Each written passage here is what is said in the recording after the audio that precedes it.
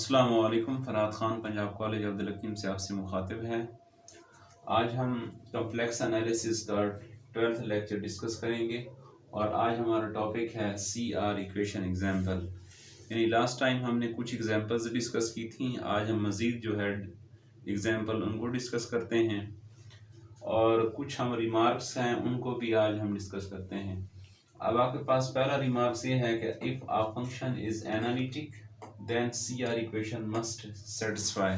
यानी अगर आपके पास फंक्शन एनालिटिक है तो फिर लाजमी बात है कि CR इक्वेशन जो है वो होल्ड करेंगी, और अगर CR इक्वेशन सेटिस्फाई होती हैं तो फिर फंक्शन जो है वो एनालिटिक हो भी सकता है, नहीं भी हो सकता। ठीक है, यानी अगर आपके पास फंक्शन एनालिटिक हुआ तो लाजमी बात है कि CR इक्वेशन सेटिस्फाई होंगी, लेकिन अगर CR इक्वेशन सेटिस्फाई होती हैं तो फंक्शन के बारे में हम ये नहीं कह सकते कि वो क्या है, आपके पास एनालिटिक हो भी सकता है, नहीं भी हो सकता। ठीक है, दूसरा रिमार्क ये है कि अगर f prime of z is equal to ये आ जाए partial u over partial x plus iota partial v over partial x, तो फिर अगर हम मॉड लें, यानी ये जो f प्राइम ऑफ z है इसका मॉड लें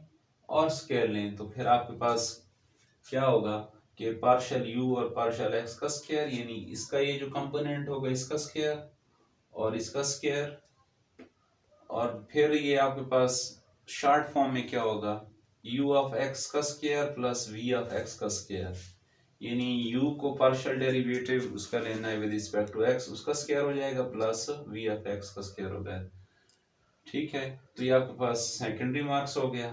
थर्ड ये है कि अगर f prime of z equal to this, यानी फॉर पार्शियल v और partial y minus iota partial u और पार्शियल y, जब इसके इक्वल होगा तो इसका जब हम डेरिवेटिव लेंगे यानी f प्राइम ऑफ z, फिर उसका आपने क्या करना है, मॉड लेना है और मॉड का फिर स्क्वायर लेना है, यानी आपके पास क्या होगा f prime of z mod का स्क्वायर इज इक्वल टू, यानी इनके कंपोनेंट का क्या आ जाएगा, आपके पास स्क्वायर आ जाएगा।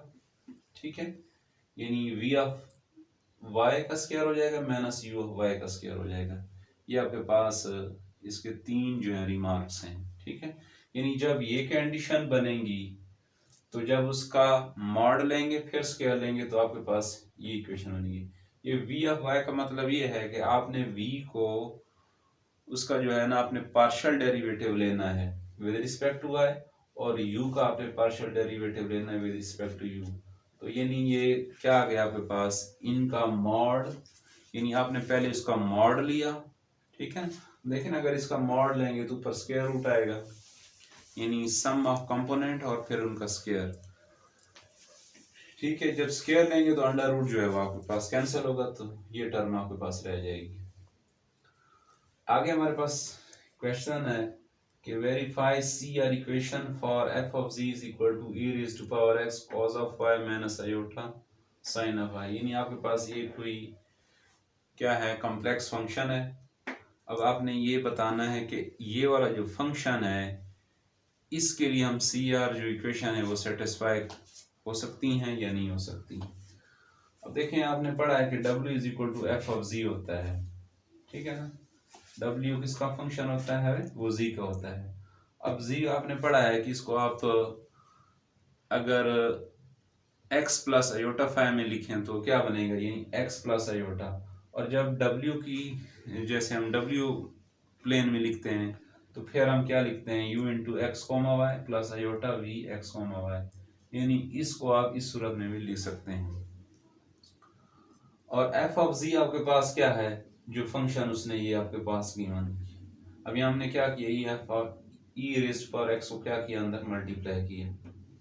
ठीक है, अब आगे बिल्कुल सिंपल है कि हमने जो रियल पार्ट है उसको सेपरेट करना है और इमेजिनरी पार्ट को क्या करना है, सेपरेट करना है। ये आपके पास रियल पार्ट हो जाएगा, ये आपके पास क्या हो जाएगा, इमेजिनरी पार्ट। ठीक है, अब जो u का फंक्शन है उसको आपने क्या करना है, विद रिस्पेक्ट टू एक्स उसका डेरिवेटिव लेना है, फिर यू का with respect to y derivative लेना है।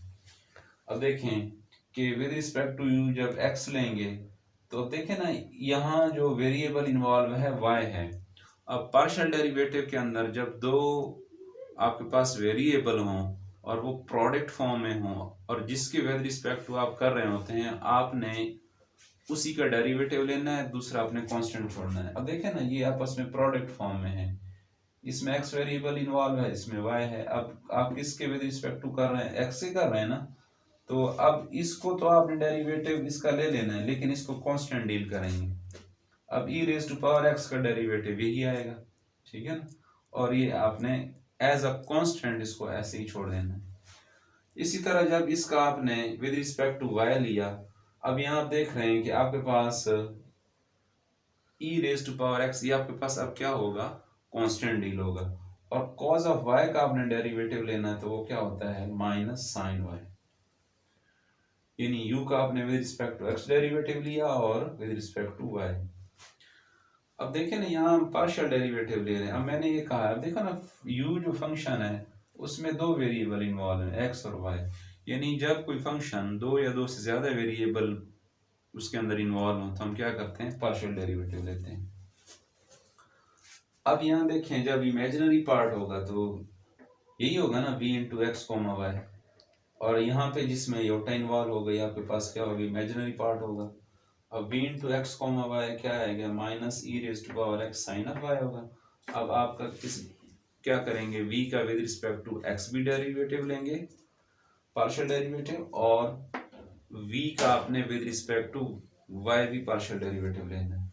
अब इसका x कर लें तो ये एज इट इज आ जाएगा, क्योंकि ई रेज टू पावर एक्स का जब डेरिवेटिव लें तो क्या है, ये आपके पास फार्मूला है कि d over d x e raise to power x, इसको हम एज इट इज लिखते हैं। आगे इसकी जो पावर है उसका लेते हैं। अब x का क्या होगा विद रिस्पेक्ट टू 1 ही होगा ना, तो यूं, तो क्या करते हैं, अभी आपके पास एज इट इज ही आएगा, ठीक है। अब अगले स्टेप पे आपने v का क्या किया, with respect to y partial derivative लिया। अब ये आपके पास कांस्टेंट डील होगा, ये एज इट इज, साइन का क्या हो जाएगा, कॉस, ठीक है। अब CR इक्वेशन में हम चेक करते हैं कि क्या हमारे पास ये जो फंक्शन जिनका हमने पार्शियल डेरिवेटिव लिया है, क्या ये एनालिटिक है या नहीं। सॉरी, यहाँ पे हमारे पास CR इक्वेशन होल्ड होती है नहीं। अब देखें ना, CR इक्वेशन क्या है आपके पास, पार्शियल u और partial x is equal to क्या होता है, पार्शियल u और पार्शियल y। यानी ये आपके पास क्या है, CR इक्वेशंस हैं, ठीक है। अब देखें कि ये हमारे पास CR इक्वेशन है। अब इन दोनों का आंसर अगर सेम आ जाए, यानी इनका जो हमने पार्शियल डेरिवेटिव लिया वो सेम आ जाए और इनका लिए अगर सेम आ जाए, तो हम कहेंगे वहां पास CR इक्वेशन होल्ड करती है। लेकिन यहाँ देखें कि इसका जब हमने पार्शियल डेरिवेटिव लिया u का विद रिस्पेक्ट टू x, तो आपके पास क्या है, e raise to power s cos of y। और इसका आपने जब लिया तो वो आपके पास क्या है, minus e raise to power x, क्या आएगा आपके पास, हम किसका ले रहे हैं, सॉरी, ये v का, तो वो आपके पास क्या है, यानी ये और ये वाला डेरिवेटिव, ये देखिए आपके पास सेम नहीं आ रहे हैं, ठीक है ना। यानी u का आपने विद रिस्पेक्ट टू x लिया और यहाँ आपने v का विद रिस्पेक्ट टू y लिया, तो दोनों आपस में इक्वल नहीं है, ठीक है। जब इक्वल नहीं है तो हम क्या कहेंगे, ये आपके पास CR इक्वेशन होल्ड नहीं कर रही। सेम वे इस कंडीशन में देखें तो यहाँ भी आपके पास सेम नहीं आ रही। अब देखिए, पार्शियल u फंक्शन का जब आप पार्शियल डेरिवेटिव लेते हैं विद रिस्पेक्ट टू y, तो वो क्या आता है आपके पास, वो आता है minus E raise to power x sine of y। और v का जब आप लेते हैं विद रिस्पेक्ट टू x, तो वो क्या आता है आपके पास, minus E raise to power x sine of y। लेकिन जब देखें ना, CR इक्वेशन में हम यहाँ साथ नेगेटिव का साइन भी लगाते हैं। अब बज़ाहिर तो ये आपको सेम लग रहे हैं, लेकिन ये जो माइनस का साइन है, जो माइनस पार्शियल v और पार्शियल x के साथ है, तो इसकी वजह से ये क्या हो जाएगा, माइनस माइनस प्लस। अब एक टर्म नेगेटिव है, एक पॉजिटिव है, जब एक नेगेटिव पॉजिटिव तो आपस में इक्वल नहीं होंगी, तो इस सूरत में आपके पास क्या है, सी आर इक्वेशन जो है वो सेटिस्फाई नहीं करती। आपके पास क्वेश्चन है, by using C R equation to show that the function f of z is analytic in domain D, और जो डोमेन डी है वो आपके पास कांस्टेंट है, और एफ ऑफ जी आपके पास ये है x cube minus 3x y square plus iota 3x square y minus y cube is equal to z cube. Mean के आपके पास जो z फंक्शन है उसके अंदर जो डोमेन d है वो कांस्टेंट है। अब यहाँ आपके पास जो फंक्शन है ना f ऑफ z, अब ये आपके पास z क्यूबिक फंक्शन है, ठीक है ना। z क्यूबिक फंक्शन को आपने इस फॉर्म में लिखा क्योंकि z के ऊपर पावर 3 है, और आपको पता है कि हम जो एक्स वाई प्लेन के अंदर z को ऐसे ही लिखते हैं ना, x प्लस आयोटा वाई। अब इसका आप क्यूब लेंगे तो x प्लस आयोटा वाई इसका क्यूब, तो जब ओपन करेंगे आपके पास ये आएगा, ठीक है। यानी ये z क्यूबिक का फंक्शन लिखा हुआ है आपके पास। अब जैसे हम लिख सकते हैं कि as w is equal to f of z, अब w प्लेन के अंदर हम uy जो है उसको यूज करते हैं, और z प्लेन के अंदर हम एक्स वाई को। तो अब यहाँ देखें u x comma y plus iota v x comma y, और ये आपके पास z प्लेन के अंदर, क्योंकि सारे अब देखें एक्स वाई इन्वॉल्व हैं, यानी z फंक्शन में हमने क्या लिखा, एक्स वाई कोऑर्डिनेट, और w प्लेन के अंदर हमने क्या किया, जो u v जो आपके पास कंपोनेंट है उनको हमने यूज किया। अब हम क्या करते हैं, रियल और इमेजिनरी पार्ट जो हैं इनको सेपरेट करके हम इनके पार्शियल डेरिवेटिव लेते हैं। अब u जो है आपके पास यहाँ देखें वो आपके पास क्या है, रियल पार्ट में है, ठीक है। u is equal to x comma y, अब ये आपके पास इसके इक्वल होगा, और v क्योंकि आपके पास इमेजिनरी पार्ट है तो v इसके इक्वल आ जाएगा आपके पास। अब आपने u का पार्शियल डेरिवेटिव लेना है विद रिस्पेक्ट टू x और साथ ही y। अब जब आप इसका x लेंगे तो आपके पास क्या टर्म बनेगी, 3x square minus 3y square, और जब आप u का विद रिस्पेक्ट टू y लेंगे तो आपके पास क्या टर्म बनेगी, माइनस 6xy, ठीक है।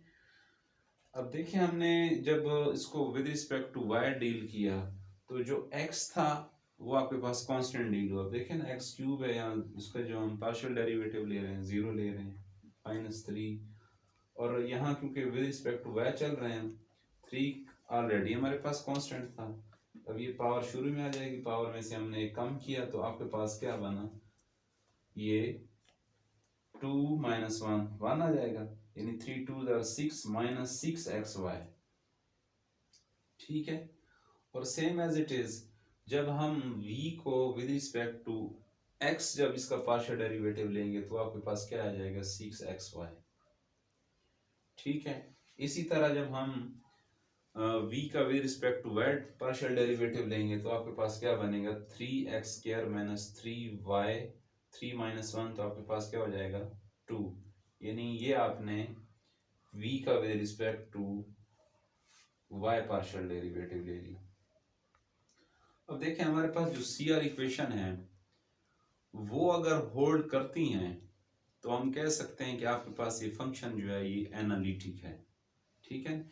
जैसे हमने रिमार्क्स में पढ़ा था कि अगर आपके पास फंक्शन एनालिटिक है तो फिर ज़रूरी है सी आर इक्वेशन सेटिस्फाई होंगी, लेकिन हमने ये पढ़ा था कि अगर सी आर इक्वेशन सेटिस्फाई होती हैं तो फिर मे और मे नॉट, ठीक है ना, यानी आपके पास जो फंक्शन है वो एनालिटिक हो सकता है या नहीं हो सकता। लेकिन यहाँ हमने ये बताना है कि show that the function is F of G जो है आपके पास एनालिटिक है, यहाँ हमने प्रूफ करना है, यानी हमारे पास ये बात कंफर्म है कि ये एनालिटिक है। अब हम क्या करते हैं, यहाँ पे सी आर इक्वेशन को यूज करते हैं। अब पार्शियल यू और पार्शियल एक्स किसकी इक्वल होता है, पार्शियल वी और पार्शियल वाई, ये हम सी आर इक्वेशन जो पढ़ते आ रहे हैं, ये पार्शियल यू और partial y is equal to क्या आएगा, माइनस पार्शियल वी और पार्शियल एक्स। अब यहाँ हम क्या करेंगे कि जो हमारे पास इनके जो हमने पार्शियल डेरिवेटिव लिए हैं वो हम कंपेयर करते हैं। अब ये पार्शियल यू और पार्शियल एक्स, अब यहाँ देखें पार्शियल यू और पार्शियल एक्स, अब इसका आपने क्या दे पार्शियल डेरिवेटिव निकाला, पार्शियल यू और पार्शियल एक्स का, यही है ना आपके पास, यहाँ देखें। और same as it is partial v और पार्शियल वाई का हमने जो फाइंड किया वो आपके पास ये आया। अब ये टर्म और ये टर्म सेम है, तो हम कहेंगे ये जो आपके पास ये कंडीशन है ये सेटिस्फाई करती है। और जो दूसरी हम लेके चलते हैं वही है कि पार्शियल यू और पार्शियल वाई इक्वल किसके होता है, पार्शियल वी और पार्शियल एक्स। अब पार्शियल यू और पार्शियल वाई किसकी इक्वल है, वो यहाँ पे चेक करें, वो आपके पास है ये। और x जब लेंगे तो वो आपके पास क्या है विद रिस्पेक्ट टू x, वो क्या है 6xy। अब यहाँ -6xy, यहाँ 6xy है। अब ये सेम है हमारे पास, कैसे कि क्योंकि हमारे पास जो दूसरी कंडीशन है वह हम नेगेटिव साइन जो है वो यूज करते हैं। ये देखें पार्शियल यू और पार्शियल एक्स इक्वल होता है माइनस पार्शियल वी और पार्शियल एक्स, तो इसका आंसर हमारे पास -6x आ जाएगा। ये माइनस क्योंकि यहाँ प्लस आ रहा था तो ये यहाँ पे क्योंकि दूसरी साइड में हमारे पास नेगेटिव है तो ये हमारे पास नेगेटिव साइन आएगा, तो दोनों फिर क्या हो जाएंगे, सेम हो जाएंगे। अब हम कहेंगे ये सी आर इक्वेशन आपके पास क्या है, सेटिस्फाई है। और चूंकि हमारे पास जी क्यूब कॉन्स्टेंट था तो इसलिए जो पार्शियल डेरिवेटिव जो हमने लिए हैं वो भी कांस्टेंट होंगे। और जब ये सी आर इक्वेशन सेटिस्फाई होंगी तो हम कहेंगे आपके पास जो फंक्शन है वो एनालिटिक है।